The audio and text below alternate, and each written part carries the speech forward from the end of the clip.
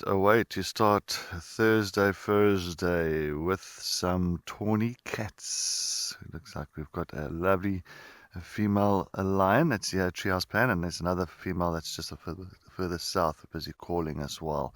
But a very good morning to everybody. My name is Cedric, and behind the camera there somewhere is some Muscles and Paw, and we are looking forward to this morning's drive. So, what a way to start with some Leons. So, I'm trying to. I'll put this light off here in my eyes. So, you can hear the contact calling at the moment. A lot of contact calling. It sounds like there might be another female around here. I think this might be the Nkuhuma Pride from last night that's made their way to Little Gowrie. But yeah, joining us on this morning's sunrise safari in Sandringham, we've got Maxine, and in Amakhala we've got Eric and Morgan. There's another one calling that side, eh? Sounds like a male that's actually calling that side towards the pan. You can see how the girls are busy listening, all those females busy listening out. And then there's another line that's just calling to the south of us. I'm just trying to see if we might get lucky with another line coming into this area now. This female here that we got here, it looks like it's recognizes a daughter with that prominent neck in the left here. It's almost got like that V. Oh, it's usually they do. I mean, other prides do pick up on the contact calls and all that, but sometimes they'll just rather avoid. Each one's got their own territory. It's the same as leopards. Each leopard, or they call, they kind of saw like that, doing territorial calls or even contact calls and all that. But yeah, each one, they respect each other's territories. So if another female, another pride member hears this, they'll kind of avoid it. They won't come here. She might call now. Let's see.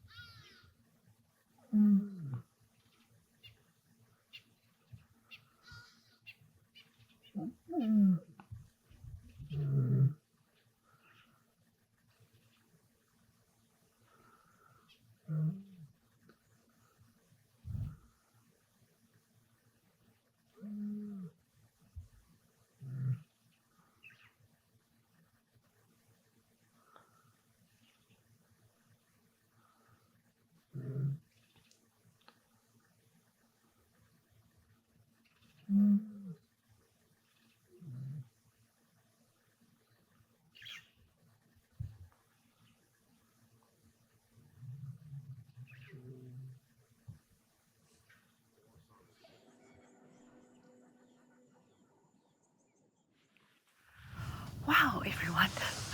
Look what we found so unexpectedly. We were just driving along the airstrip.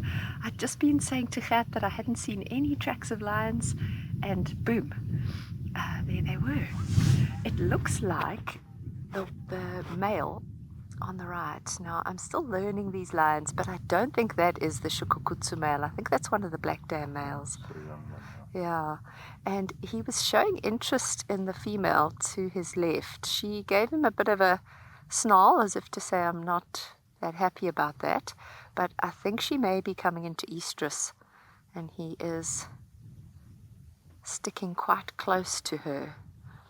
I can't see any of the rest of the pride. It just seems like these two females. We were, I wouldn't say racing along the airstrip, we were going at a good pace to get to our leopard. Oh, sweet. Pepe, yeah, it's interesting. I haven't seen Shukukutsu yet, so I'm not sure. But he does seem to be off on his own a bit. See how he defended that female? He made sure that he put himself between. Now, is this a young male or is this his brother? Gert? His brother. Is this his brother? Okay, I assumed it was younger because he's got a much blonder mane. But when I look at the development of the mane, it's not quite as much as this boy, but it is. He's marking his territory there.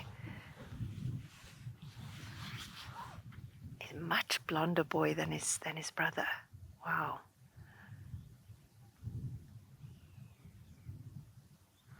Now, both sightings I've had of the black dam males, it's just been one of them. Signs that it is, isn't it? It's fantastic.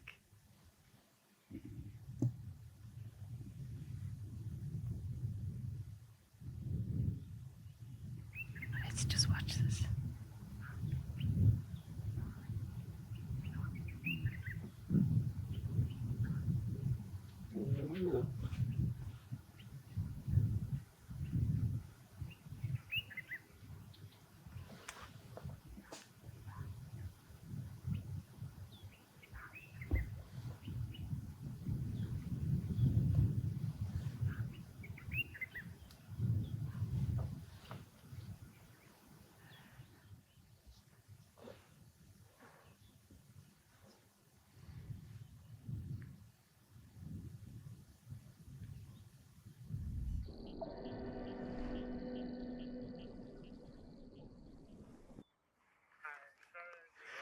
Ladies and gentlemen, we come to you with some rather exciting news here.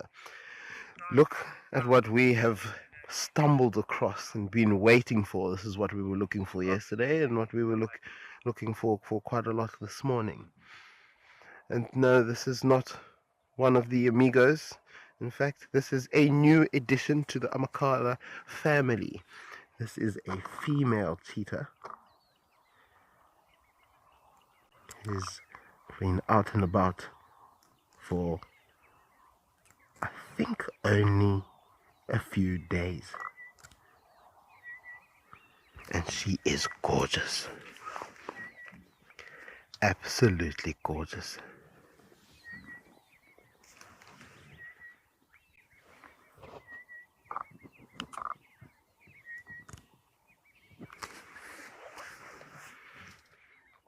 She's very relaxed, of course, as you can see.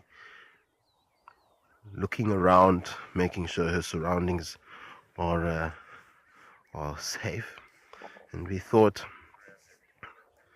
maybe now that she's sort of out and about here, the three amigos might potentially make a comeback here.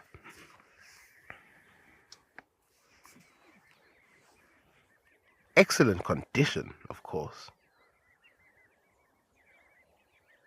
Amazing condition.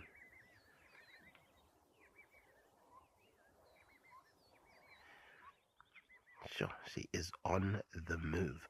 Wondering where she's gonna go. Do you think she's gonna go to that other waterhole? It's possible she's just come from a waterhole. We don't know if she had a drink there.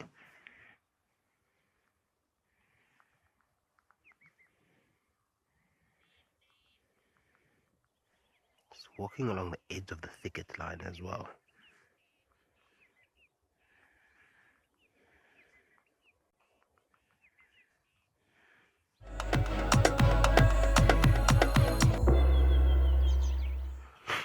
Well, we've done a little bit of a loopy-loop, and we've come across what looks like a bit of a boneyard, potentially. Bones all over the place, and some of them have been broken, some of them have been chewed, and there's multiple animals here. So we're going to start with the first one, who's actually missing a couple of teeth over here. But this is the bottom jaw of what would have been potentially a female warthog. Now, I say female warthog because if you look at this particular tusk, it's not very big, but also a very small, very narrow sort of jaw. And then obviously you can see missing tusk from there, would have come out there, missing teeth over here. And these are used to pull the grass or to bite the grass. And then obviously no teeth would have been here. And then it goes all the way down to the back here, where these are the grinders, the molars almost. And this is what helps kind of grind down that grass. Then there is another skull here, but this is not a warthog skull. It's also missing a horn. Another horn would have been here, but forward-facing horns, because this would have been the front of the face. The nose would have been there, but the snout is missing. But that's typical. Quite often, this is the first part to go in the wild, where hyenas will chew this, jackals will chew this, sometimes even the lions will as well. But this is the horn of a black wildebeest. So, dead warthog, dead black wildebeest, and obviously a whole host of other bones in this particular area. Obviously, standing here, we did have a little look around to make sure that it is safe to stand here. But I believe there could be one of these dens was potentially a hyena den. The reason why I say that is I actually saw a skull in that hole over there, but then there's a lot of bones underneath some of the soil, a lot of bones in that den over there, well, not in that den, in that hole over there as well.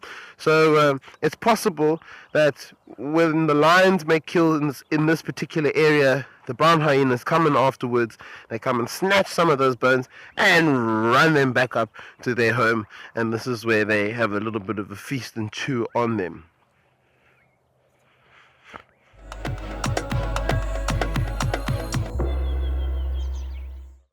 Now this is how amazing a leopard's camouflage works. Oh,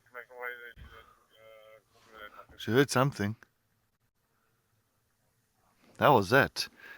She's like, here I am. I'm not hiding from you, Cedric. Here I am. That is amazing. Oh, but look how beautiful, with that stunning grass and a leopard. What a beautiful sighting. It's just the contrast between the grass and the leopard's colors and the rosettes and this beautiful female. It is perfect. Picture perfect. So she's still in the same area where we had her 2 days ago. Actually, right here. This is where we found her 2 days ago.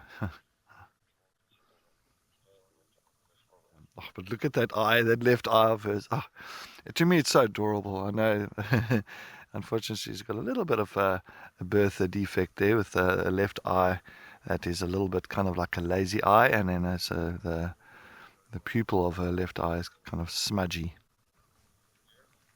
But she is such a character, and she's so stunning.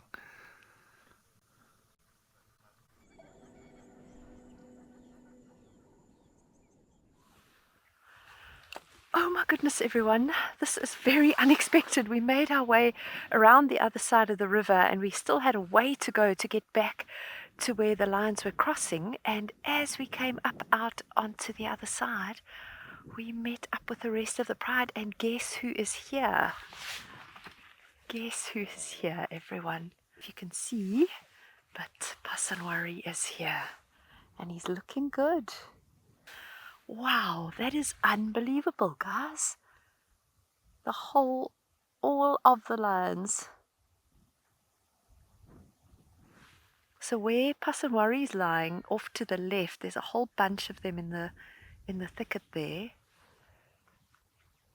They definitely look like they're on the hunt, or certainly that lead female. Now that lead female is very pale compared to her sister or her daughter or whoever that is. It makes me wonder if she's not Pasanwari's mum. Well, we found them again. They seem to be moving through the riverine thicket. I have a feeling there's Pasanwari. I have a feeling that they are hunting, looking for game in this riverine thicket. But it seems like the majority of the pride are here. I had a feeling when we first saw them that they had spotted something they were looking towards the river. I think they may have seen something go into this riverine thicket, and they're now trying to find it. The way they're fanning out as well, typical of lions on the hunt.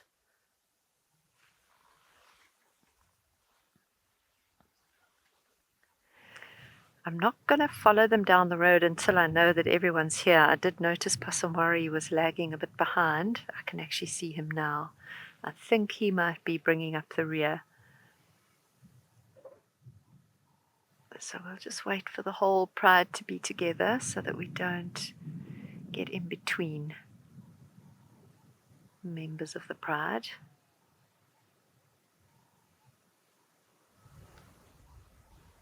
Shukukutsu looks like he's waiting for everyone, and then he's going to take up the rear, which is as it should be, I suppose, being the protection from behind.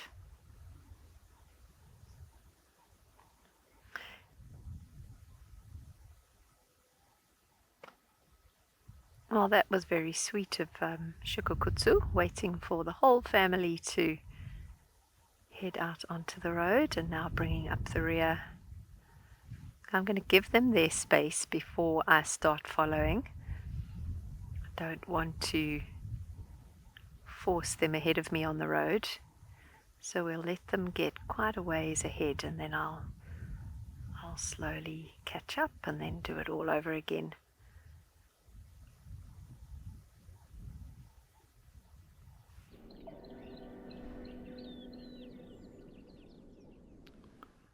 Wow, everybody, what a way to start this afternoon's sunset safari on this lovely Thursday.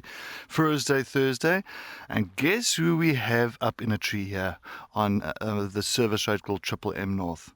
I can't believe it. We've got a young male leopard known as Marips. So Marips is lying on top of this jackalberry tree, fast asleep. And wow, what a surprise for the afternoon. To me, even from Paul, we are both shocked. But anyway, good afternoon to everybody. My name is Cedric, and behind me is Muscles and Paul. And great way to start this afternoon's drive, having this beautiful young male leopard up in a tree. Joining us this afternoon on our sunset safari, we've got Maxine in Sandringham. And all the way down in Amakhala, we'll have Eric with Morgan. Oh, my word. If you don't know Marips is a very well-known young male leopard to the WildEarth family. You've been viewing him since he was a little cub, and now, coming through the ages and all that, and he's 5.5 years old now, so that's exactly his age. And he's gone through a lot of turmoil over the last few years. Snaring and puff adder bites and all those kind of things, but yeah, what a way to start this afternoon.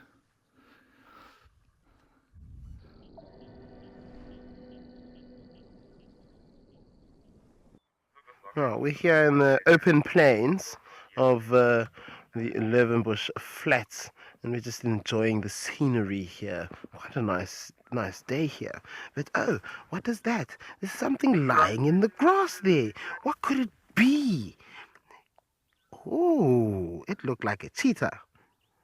A snoozing cheetah. This is not just any cheetah. This is one of the amigos. Now, this is very interesting for us. Very, very interesting. We spoke about them this morning, and evidently they obviously heard us. But this is probably about 500 meters from where we found that female cheetah. So she's somewhere in this area, we believe. And the three amigos have also pulled up to this area as well. Martin, it's a very good question. Obviously sometimes it can be, there are times where the males can get quite a bit abusive towards the females when the females aren't interested in mating. I don't know if female cheetahs can go into a false estrus like female lions can, because obviously it can be a bit aggressive. Male lions can get quite aggressive and end up also killing these females. But male cheetahs, they can get quite aggressive, and because it's three of them, hoping that it's going to be, they're going to be a little bit, what's the word, mindful. But I'm sure they'll get along.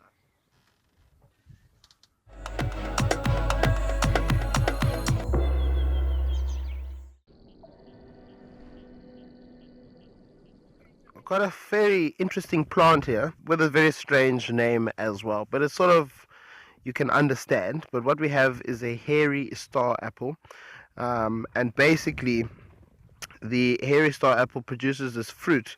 And I'll try and actually show you why they call it the hairy star apple. Very like almost like an apricot, but it's got this little, the leaf structure on top of the plant, on top of the fruit itself, is almost star-like. So that's kind of one of the reasons why they call it a star apple. But then if you look at the fruit itself in the light, it's got this little bit of fuzziness on it, almost like an apricot or a peach. And this is something that the birds absolutely love. We've actually seen jackals feeding on this before, rather interestingly enough. Now, it is a fruit that you can eat. However, you have no. Morgan wants me to eat it. I'm not going to eat this. However, you have to be very careful when you do eat it. It's got all these little segments. It's got maybe 1, 2, 3, 4, 5. So it's got about 5 segments that you can obviously pull apart, like an orange in a sense, almost. And it the fruit is very nice and has all sorts of vitamins A. Vitamins A, vitamin C, and vitamin D inside of it, actually. Not vitamin D. Han, I don't actually know if it tastes anything like marulas. However, going back to the eating part, there's a big seed inside of it which you cannot ingest. So you should not, well, you cannot ingest, as it can potentially be poisonous to us. So you don't necessarily see monkeys or baboons feeding on it. You might actually see baboons feeding on it. Their stomachs are slightly stronger than that of a monkey. But the fruit is, from what I've heard, very, very nice. I've never actually risked it and eaten it. When it's not ripe, it's very, very hard. You need it to go yellow before you can actually even think about trying to feast on it. But they say the flesh of the fruit is quite succulent and is very good for one's body. Like I said, it's got all the vitamins in it. It's vitamin A, vitamin C, and vitamin B. But wow, very interesting looking little thing.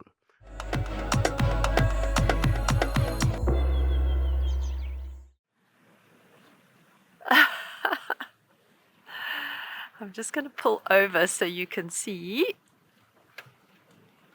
which ones are here.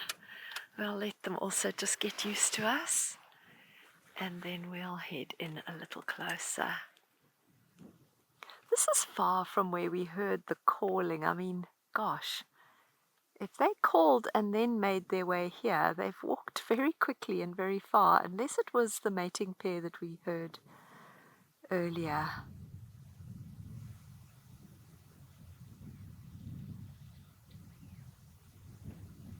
They've moved quite far today. The little cub that's sticking his head out almost looks like he's got a bit of blood on his cheek. I wonder if they didn't make a small kill. Not blood that I would be worried about. It looks more, I mean, it could just be the afternoon light. I need to get a better look.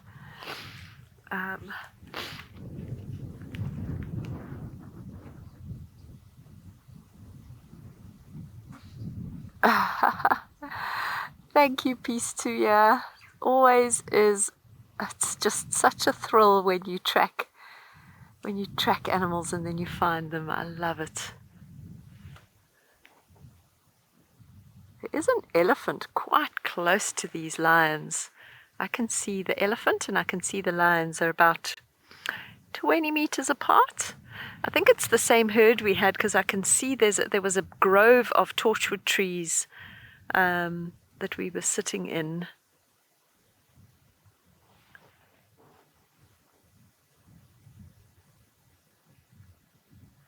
There certainly are some ellies moving in closer. But this elephant that Gert is focusing on now, I think saw the lions. That one there is smelling with its trunk where they were lying.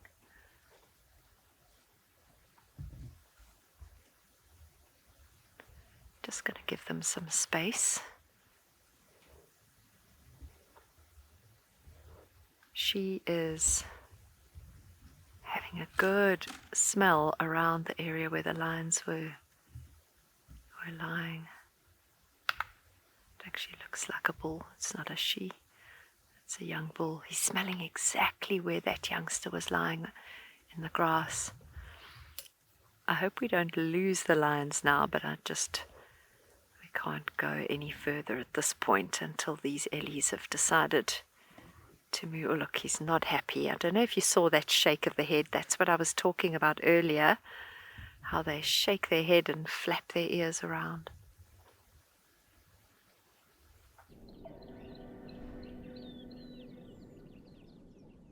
Oh, we've got a male elephant here that's busy eating on a nice, looks like some kind of bushwallow, maybe a large fruited bushwallow, yeah. But on top of that, he doesn't, the temporal glands ain't leaking, but he's wet between his back legs. And on top of that, when we came here now, he came running towards us from about like 80, 90 meters away. He just came full tilt towards us. I stopped, turned the vehicle off, and smacked the side of the vehicle just to say, hey, we are.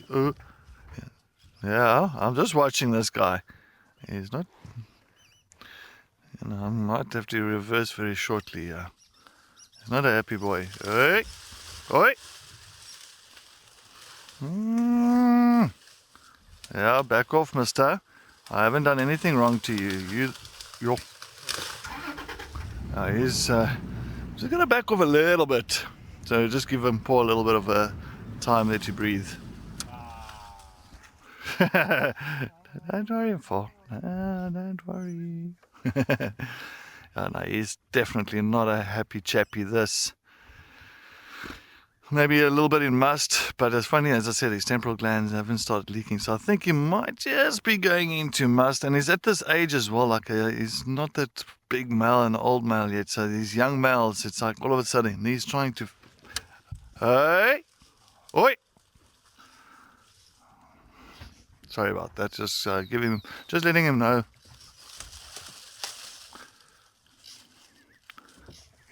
Move on. Move on. Oh, no, he's angry. Just frustrated, more like it. Not angry, just frustrated.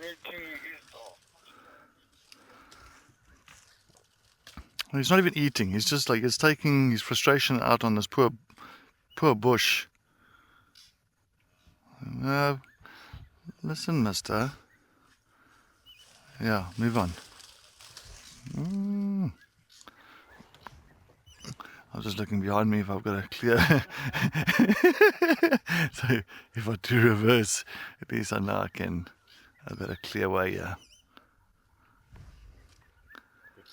Yeah, well...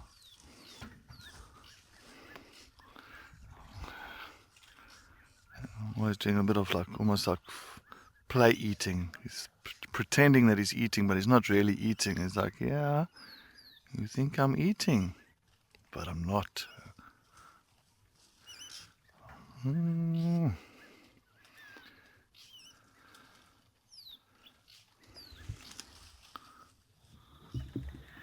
Well, everyone, what an incredible game drive we've had again today. So much to choose from to do tomorrow. So I hope you're going to join us tomorrow for the drive, and hopefully we'll catch up on those lions. But fantastic having you all with us. Thank you for being with us. Goodbye.